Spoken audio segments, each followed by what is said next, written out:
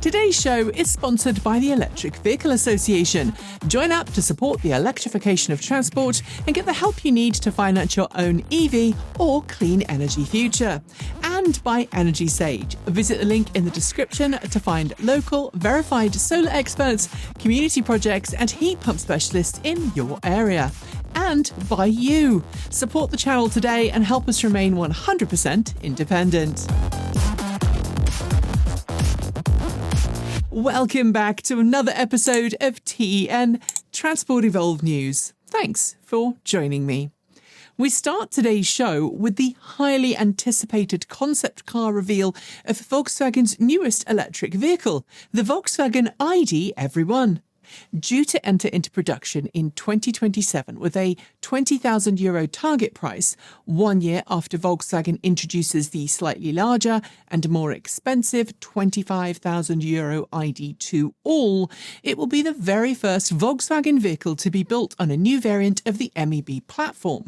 But more importantly, it will be the first Volkswagen EV to use a new software-defined architecture that's being jointly developed by Volkswagen and Rivian. And if you look at some of the interior images, you'll see that there's certainly a similarity between the new center console and Rivian's current operating system. We can expect some softening of futuristic elements before it makes it to production, but it ticks all of the right boxes for a fun, efficient city car and should fit the space left in the Volkswagen EV lineup after the end of production of the Volkswagen e-Up a few years back. But don't expect this one in North America. A vehicle which most certainly will be going on sale in the US, as well as other markets around the world, is the newly launched Volvo EX90, which had its official debut this week. As teased by Volvo for several weeks now, the EX90 packs a bunch of features that are a first for the brand, including a new 800-volt system architecture. Built on Volvo's SPA2 platform, that's the same platform that the EX90 uses, the EX90 also includes a bunch of onboard tech smarts, including a dual NVIDIA Drive AGX Orin car computer, a first for Volvo, that Volvo says will open the door to future autonomous and AI features. There's the usual safety and luxury features you would expect in any high-end Volvo, but perhaps what grabs the most attention is that Volvo claims the ES90 can add 300 kilometers, 186 miles of WLTP test range in just 10 minutes in ideal conditions at a 350 kilowatt fast charging station, with a total range in excess of 700 kilometers, 435 miles in ideal situations on the WLTP test cycle. Pre-orders have already begun in Europe, with prices starting from €72,000. While the future of Rivian's new Georgia production plant remains a little uncertain thanks to certain folks deciding they can break the law, Rivian confirmed this week that its R2 is on track to launch next year. Talking this week on social media, Rivian's CFO, Claire McDonough, confirmed that Rivian is working around the clock to build out its current production facility in Normal, Illinois. It's so that it can begin R2 production at the very start of next year. Moreover, she also confirmed that Rivian will indeed make the R2 available in overseas markets outside of the US. While Rivian secured and signed a federal low-interest loan under the US's Advanced Vehicle Technology Manufacturing Loan Program before the end of the Biden administration to help it afford its new planned Georgia production facility, that's the same program that I should note Tesla used to get its Model S into production, President Trump's current insistence that no more funds be released, regardless of the legality of that edict, means Rivian doesn't have federal funding it was approved for. But, says the CFO, she's confident that the funds will be available to Rivian next year, when the brand had originally planned on starting to draw down on that loan. Watch this space. Sticking with the US, I'm sure many of you will have heard this week that the North American auto industry was thrown into disarray by the sudden announcement of 25% import tariffs on all products entering the US from Canada and Mexico. During his presidential address to Congress on Tuesday, President Trump claimed that the auto industry supported the tariffs, which appears at odds with the actual statements given by US automakers to the press. Shortly after the address, and after what sources state were quote-unquote extensive discussions with the White House, US automakers managed to convince the White House to delay the announced import tariffs on vehicles for another month. But sadly, the damage already appears done, with both customers and dealerships very unsure exactly how much to pay or charge for new cars. As of the time of filming, there have been suggestions that tariffs will be pushed back altogether, but honestly, it's also fudging frustrating, and the stock market seems to have had damage wreaked upon it this week, bearing testament to how screwed things are right now. If you are outside of the US, I am sorry. Some of us did try and warn everyone else. Last week on the show, we told you that Volkswagen had enjoyed a positive start to the year in North America, securing the number 3 slot in electric vehicle sales behind Tesla during January. Now that sales success is continuing on the other side of the Atlantic, with new data confirming this week that the Volkswagen ID.4 was in fact the best-selling electric vehicle in Europe during January. During that month, 7,177 ID.4 models were sold across the region, up 195% year-over-year. A big contrast to the Model Y, whose year-over-year sales were down 46%, the only EV, in fact, in the top 10 to suffer a drop in sales. Volkswagen's ID.7 nabbed third place, with sales up 657% year-over-year. But some folks claimed last week that the reason for Tesla sales being so poor was the upcoming Model Y refresh. But, as a European, I would also like to politely and gently remind the rest of the world that certain hand gestures are very unpopular in Europe, where a protest video projection of a certain CEO pulling a certain gesture resulted in an official investigation from German authorities for its fascist connotations. BMW has officially revealed its refreshed iX for the 26 model year, tweaking the vehicle design, adding more range, and lowering the price. Outside, the iX gets a new front end, complete with light-up kidney grille, and inside there are a few nips and tucks designed to keep the model up to date. But the majority of the improvements for this year come from the inclusion of a brand new silicon carbide semiconductor inverter tech, where the brand says is substantially more efficient than the tech found in previous model year iX. Combined with a brand new lineup of battery choices, the longest range iX can now hit 340 miles, 547 kilometers in its most efficient guise on the EPA test cycle, and its most powerful variant pushes out 440 kilowatts at the wheels. The entry-level price point is also substantially cheaper thanks to a new xDrive 45 variant, which starts at an, unfortunately still eye-watering, $75,150. BMW was also celebrating the iX coming first in J.D. Power's new EV owner satisfaction survey, but I'm also aware a bunch of naysayers will dispute J.D. Power's veracity in the down below. Just don't shoot the messenger, please. With the US federal government now officially U-turning on anything to do with EVs, even going as far as to rip out existing charging infrastructure at government buildings, there's been a fair bit of worry in the US as to what the future will look like for EVs. But this week we got some reassurance from Electrify America that it plans on growing its EV charging network this year across the US, after demand for its network grew by 50% last year alone. While I'm sure we're all familiar with some of the horror stories about EA's reliability, not to mention difficulties with getting payments done, and a recent survey by J.D. Power suggests EV charging station reliability is falling rather than growing as it did in the previous year. But EA says its plan for this year includes expanding its existing charging network by a further 30%. Last year, in addition to seeing 50% more charging sessions, EA saw the amount of energy delivered through its network soar by 65% year over year. Aptera, fresh from its time at CES at the start of the year, posted its February update late last week, showing some significant progress in its final testing before production. As detailed through its YouTube channel, it's been busy testing one of its production-intent solar electric vehicles at what it says is a, quote, major OEM test track in the Mojave Desert. Carrying out a coast test, Aptera's team said it took more than 3 minutes to coast to standstill from 60 miles an hour, showcasing the vehicle's overall aerodynamic prowess. They also carried out extensive aerodynamic tests and a simulated highway range test over hundreds of miles, with Aptera stating that its production intent vehicle matched its calculated efficiency within a few percent. With a new production intent vehicle being made, Aptera says it's on track to meet its goal of 100 watt-hours per mile and says it's confident of bringing that vehicle to market in the near future.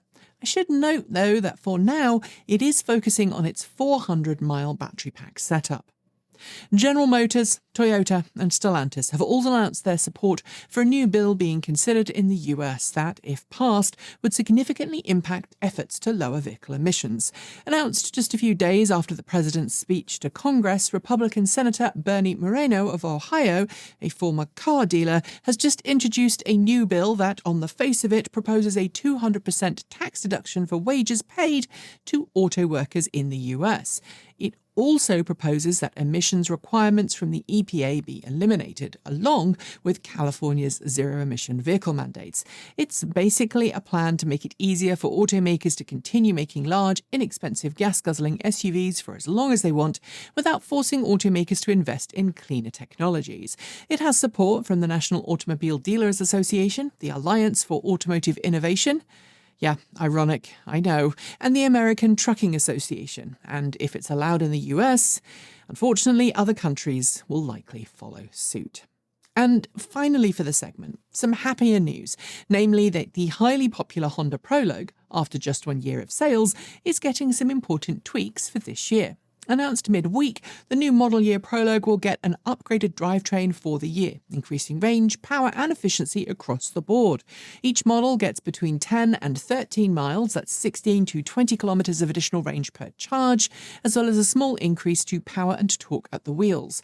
Following a similar pattern to last year, Honda is offering customers a choice of different complimentary charging packages for their new vehicle, ranging from a $500 home installation credit, a $100 EVgo charging credit and 60 kilowatt-hour Electrify America charging credit, through to a $750 EVgo and 60 kilowatt-hour EA charging credit. Prices start from just under $47,000 before incentives, or indeed import tariffs. Our news shorts are coming in a second, but first a short message from one of today's video sponsors, Energy Sage.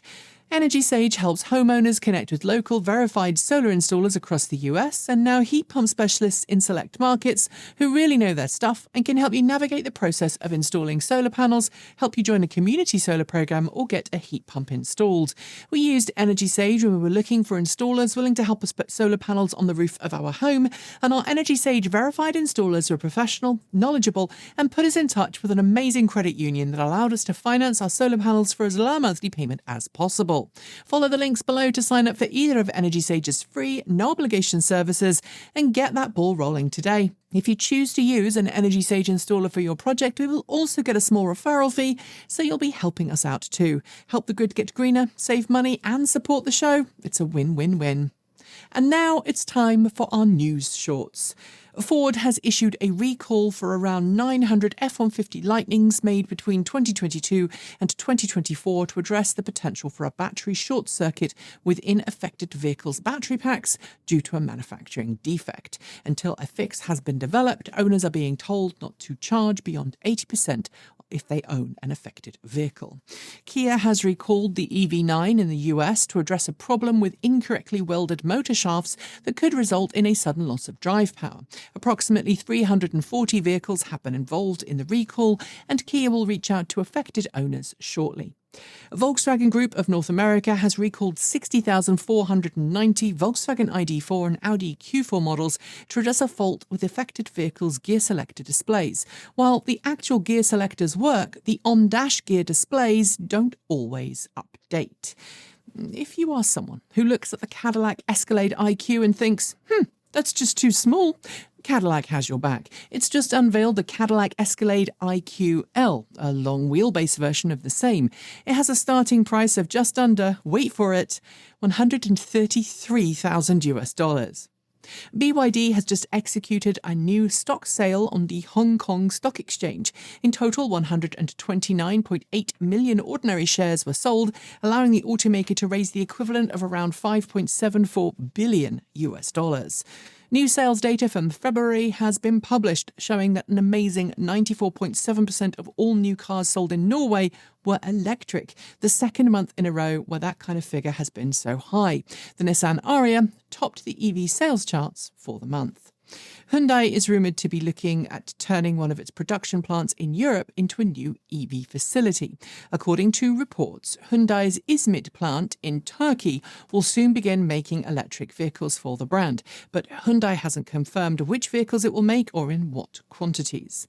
A new research project in Europe called Harpooners has launched this week. It's designed to research and develop a new generation of high-voltage battery packs for use in maritime and inland watercraft. It wants to make a modular system with integrated AC output.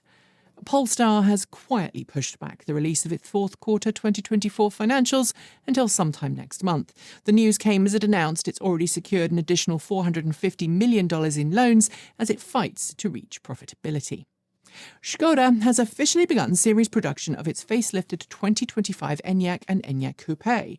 The brand's most popular EV to date, more than 250,000 examples of the pre-facelifted Enyaq were sold around the world. The facelifted model will be at dealers shortly. Sticking with Škoda's home country of the Czech Republic, we learned this week that Prague, the capital city of the nation, is considering a new rule that would require all taxis within the city to be electric by 2030. It would follow in the tyre tracks of Oslo and Hamburg. A Swedish TV documentary created quite a stir this week when it claimed that NorthVolt, the insolvent battery manufacturing company based in Sweden, has not yet produced significant numbers of usable battery cells and has not achieved its claimed low carbon footprint. NorthVolt disputes the allegations.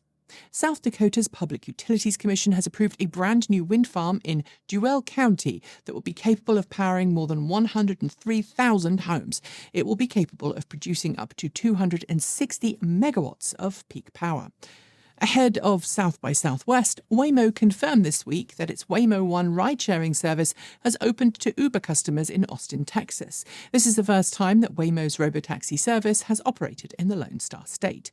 Chicagoan utility company ComEd and V2G specialist Nuvve have announced a new test program investigating the use of V2G charging technology to allow electric school buses to become grid-tied battery storage systems when not being used for student transport.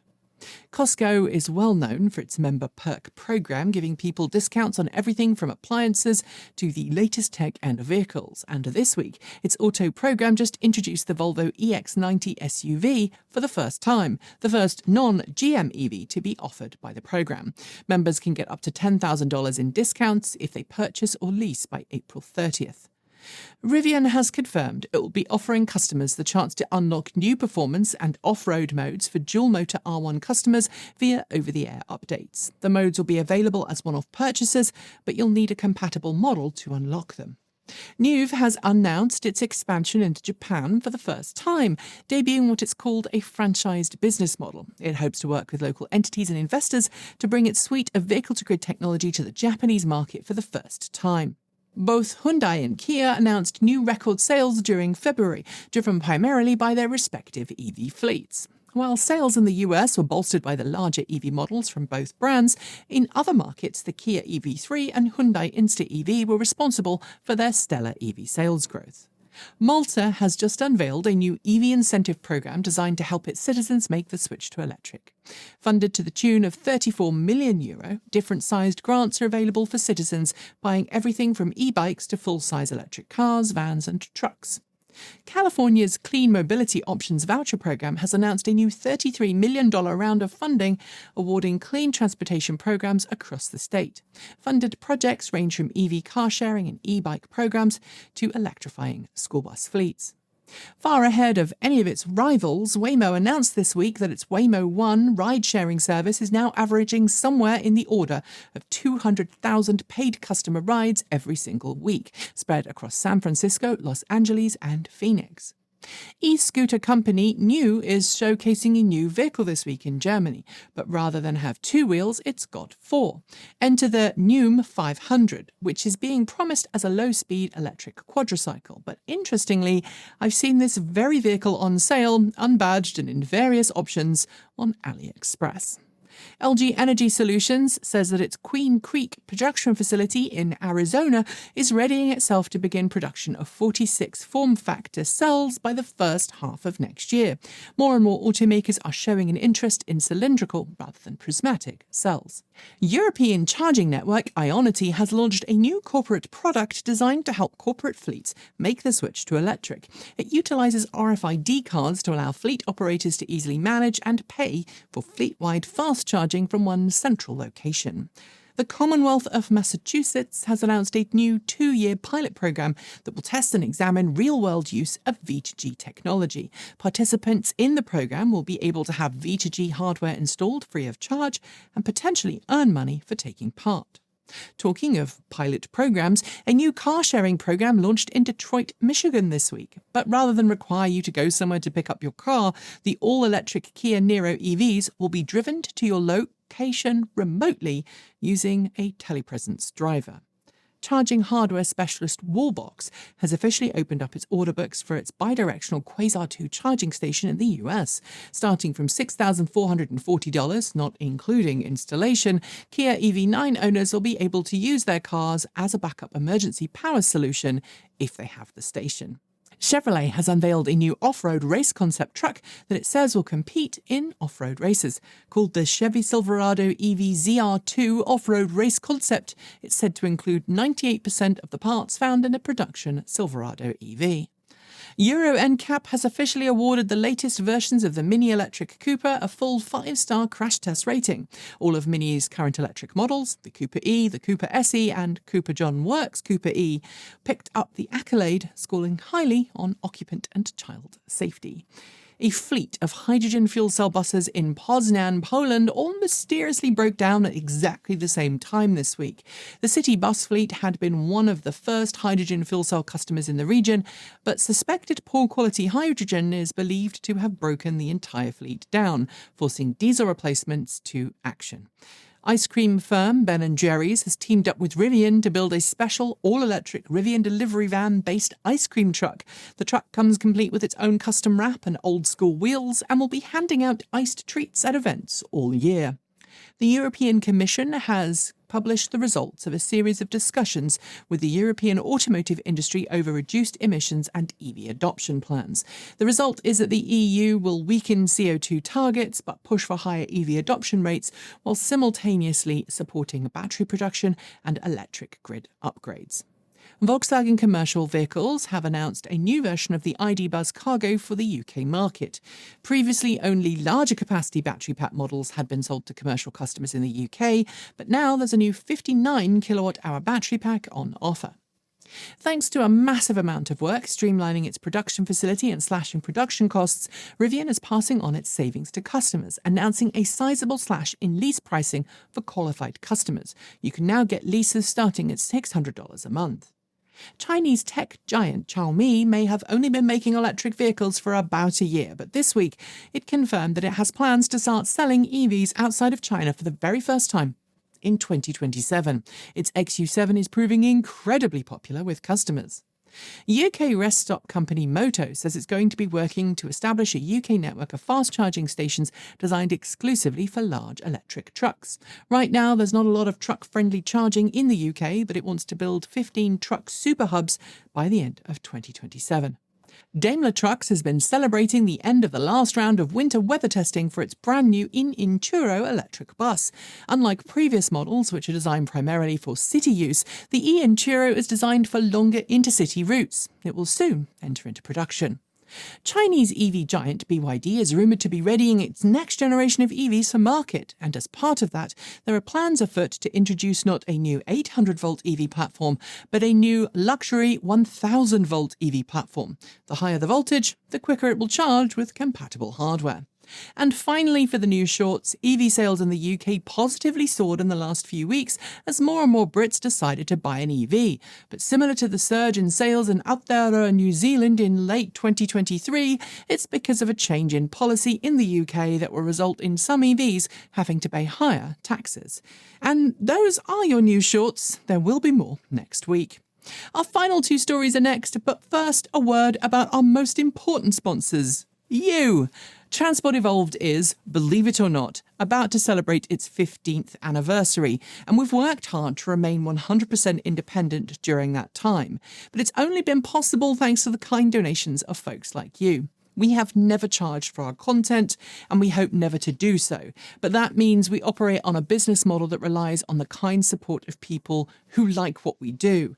I have just completed our taxes for the year, and to say we ran with a wafer-thin margin of operation would be an understatement. So if you're willing and able, we'd love to have your support through Patreon, YouTube, Bitcoin, or Ko-fi. You can even send us good old-fashioned checks.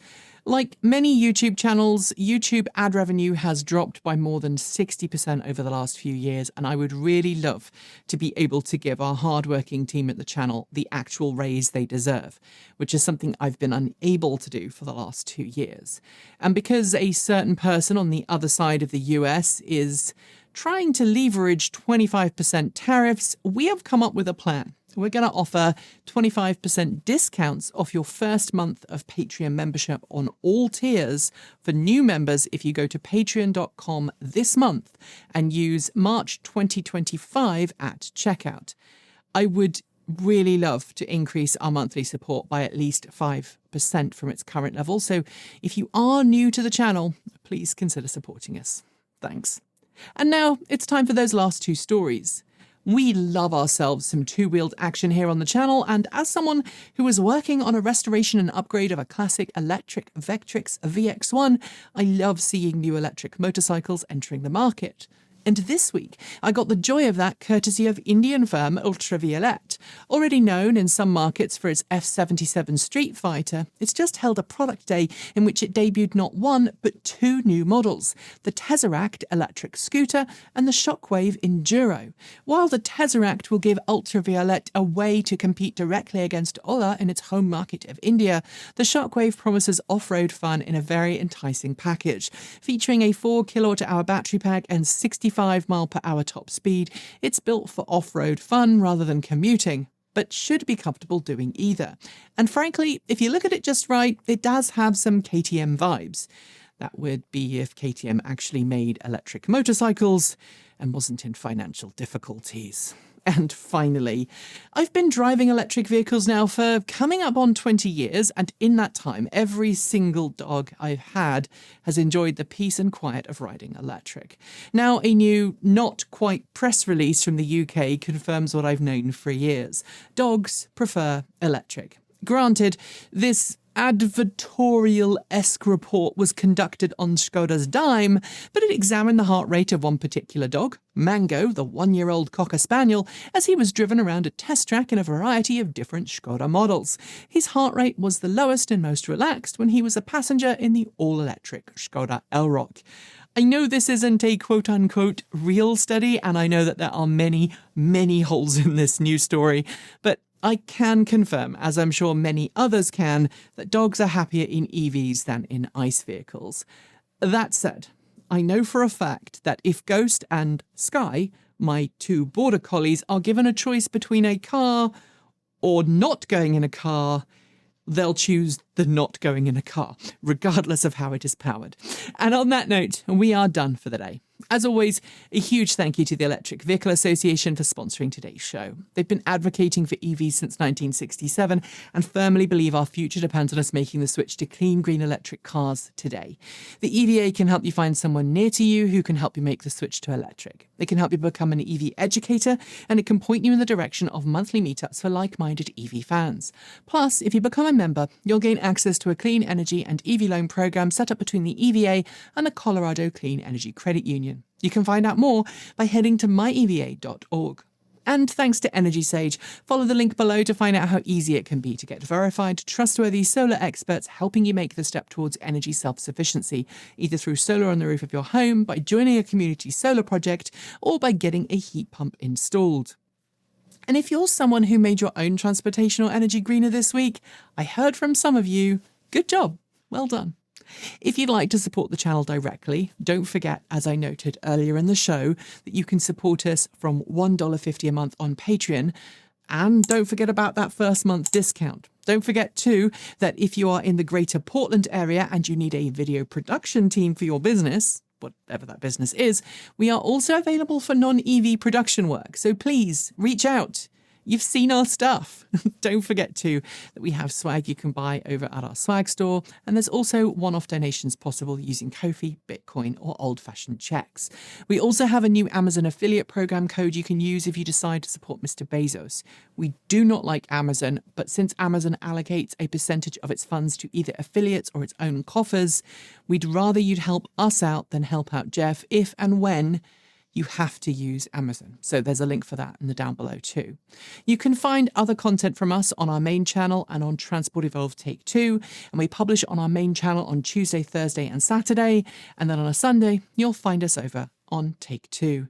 To finish, remember that you are valid, you are loved, and you have a place in this world, even if you are among the thousands of people being targeted by a government for simply existing or having the wrong type of job, or trying to be completely erased. Know that it's okay not to be okay. And it's okay to be angry, scared, and just want to curl up and ignore the world. Trust me, I know. But also know that existence is resistance, and it makes it harder for hate to exist if you do. So be inspirational, be yourself, be bold, do good. Don't let hatred win. And for goodness sake, make up safety phrases and escape plans that you can use with friends, family, and loved ones if needs be. Speak up, be bold, tell people about programs like Tarjeta Roja, the red cards. Make sure you attend your local community town halls and become an active voice if you want to change the way things are going. And no, despite what some of our trolls keep saying, we are not going anywhere. However many threats are leveraged our way. And this week, there have been many. So until next time, stay safe, regardless of your identity or who you love. Be an amazing ally, be kind, be that positive change you want to see in the world. And please, for the sake of everyone's future, don't let hate or ignorance win. As always, keep evolving.